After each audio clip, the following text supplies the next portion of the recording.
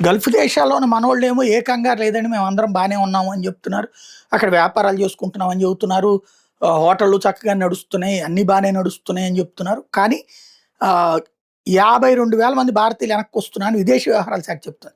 America Israel దాడులు, Iran ప్రతిదాడులతో పశ్చిమాసియాలో ఉద్రిక్త పరిస్థితులు నెలకొన్న నేపథ్యంలో అమెరికా స్థావరాల మీద దాడుల పేరుతో Dubai, Saudi Arabia, Kuwait, Bahrain దేశాల మీద ఇరాన్ క్షిపణులు, డ్రోన్లు ప్రయోగిస్తున్న నేపథ్యంలో గల్ఫ్ దేశాల్లో చిక్కుకుపోయిన భారత పౌరుల భద్రత మీద ఆందోళన వ్యక్తమవుతుంటే ఈ నెల మొదటి వారంలో గల్ఫ్ దేశాల నుంచి 52,000 మంది పైగా భారతీయులు స్వదేశానికి చేరుకున్నారు. వీళ్లలో సుమారు 32,000 మంది భారత విమానాల్లో ప్రయాణించారు.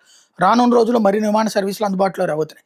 విమాన కార్యకలాపాలు ఇంకా అందుబాటులోకి రాని దేశాల్లో ఉన్న భారత పౌరులు స్థానిక రాయబార కార్యాలయం లేదా కాన్సులేట్ సంప్రదించమని విదేశీ వ్యవహారాల శాఖ ప్రకటనలో చెప్పింది. ఇక్కడ మనం గుర్తుపెట్టుకోవాల్సింది ఏంటంటే ఈ హెడ్డింగ్ రాసేటప్పుడు ఈ తలతెక్కది పనిచేస్తున్నారు మీడియా. చెప్పేటప్పుడు కూడా వార్తలు దీనికి అనుగుణంగా నడిచిపోతున్నాయి. స్వదేశానికి 52,000 మంది భారతీయులు వచ్చింది.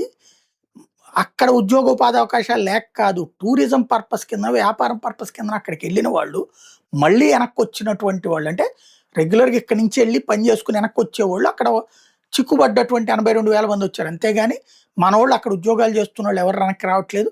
వ్యాపారాలు చేస్తున్నోళ్ళు ఎవరు వెనక్కి రావట్లేదు.